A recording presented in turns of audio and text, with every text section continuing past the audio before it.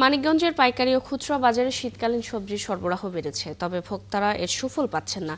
কারণ পাইকারি বাজার দাম কম থাকলেও খুচরা বাজারে তা দ্বিগুণ। এজন্য বাজার মনিটরিংয়ে অব্যবস্থাপনাকে দুষছেন ভোক্তারা।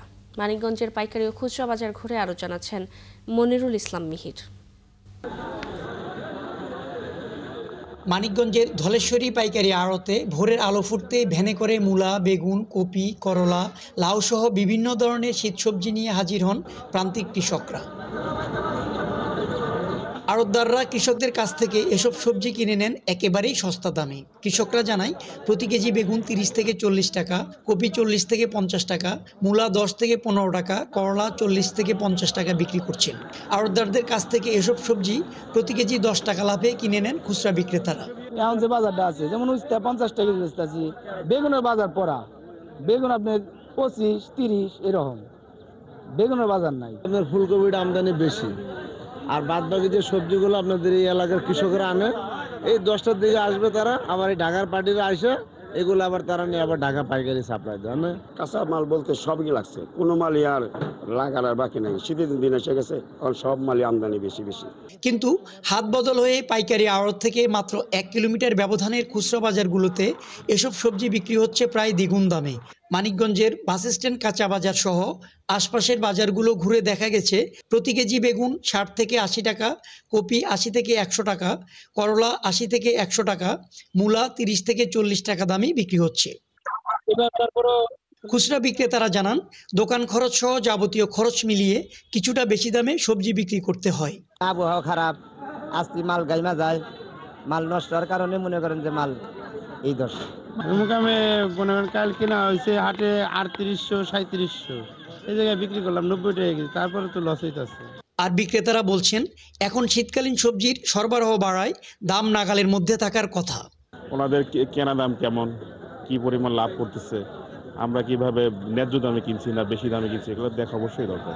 কাঁচা বাজারের দাম যেমন বেগুনের দাম বেশি, পেঁয়াজের দামটা বেশি, কাঁচামরিচের দাম আগে বেশি ছিল, এখন মোটামুটি সহনশীলতার মধ্যে আছে। এই ব্যবসায়ীদের সিন্ডিকেটটা ভেঙে ফেললে সবচেয়ে সস্তায় সাধারণ জনগণ খেতে পারবে। ক্রেতার অভিযোগ বাজার মনিটরিং ব্যবস্থা না থাকায় এখনো বেশি দামে সবজি কিনতে হচ্ছে।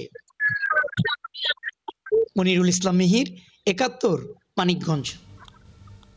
মানিকগঞ্জ সহ উত্তরাঞ্চলের কাঁচা বাজারের পরিস্থিতি জানাতে বগুড়া থেকে যুক্ত হচ্ছেন সহকর্মী আবু সাইদ।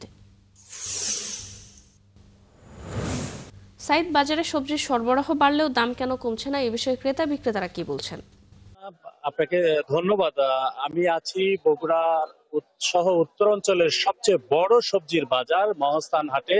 আর এখানে প্রতিদিন ভোরের আলো ফোটার সাথে সাথে কিন্তু চাষিরা তাদের জমি থেকে তোলা সবজি নিয়ে এই হাটে উপস্থিত হয় এবং এখানে প্রচুর শীতকালীন সবজি কিন্তু ইতোমধ্যে ওঠা শুরু হয়েছে এবং তারপরেও উত্তাপ কিন্তু ধীরে ধীরে কমতে শুরু করেছে। আজকের এই বাজার দর এখন আমরা যেটা দেখলাম, ফুলকপি প্রতি কেজি 25 থেকে 30 টাকা দরে বিক্রি হচ্ছে, বাঁধাকপি প্রতি পিস 30 থেকে 35 টাকা, শিম 65 থেকে 70 টাকা, মিষ্টি লাউ 40 থেকে 45 টাকা, পেঁয়াজ 80 থেকে 90 টাকা, আলু 16 থেকে 17 টাকা, কচুরমুখী 10 থেকে 12 টাকা কেজি, কাঁচামরিচ 70 থেকে 75 টাকা এবং মূলা যেটা 10 থেকে 12 টাকা কেজি দরে বিক্রি হচ্ছে।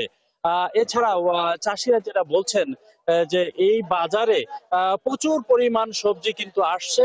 এই সবজিগুলো দেশের বিভিন্ন অঞ্চলে, বিশেষ করে চিটাগাং, ঢাকা, সিলেট বা বরিশাল অঞ্চলে যাচ্ছে এবং এই অঞ্চলের সবজির চাহিদা কিন্তু উত্তরাঞ্চল থেকে মেটানো হয়ে থাকে এবং আমরা যেটা দেখছি যে প্রচুর সবজি আসলেও এখানে পাইকারি বাজারে সবজির দাম অনেকটাই কম। এখান থেকে একটু হাত বদল হয়ে পাশে বগুড়া শহরের বড় বড় বাজারগুলোতে যখন যায় তখন সবজির দামটা বেড়ে যায় এবং নানা অজুহাতে এই দামগুলো বাড়ানোর তারা চেষ্টা করে থাকে। এই ছিল বগুড়ার সবজির বাজারের সর্বশেষ তথ্য। ধন্যবাদ সাইদ আমাদের সাথে যুক্ত হওয়ার জন্য। দর্শক, বগুড়া থেকে যুক্ত হয়েছিলেন সহকর্মী আবু সাইদ।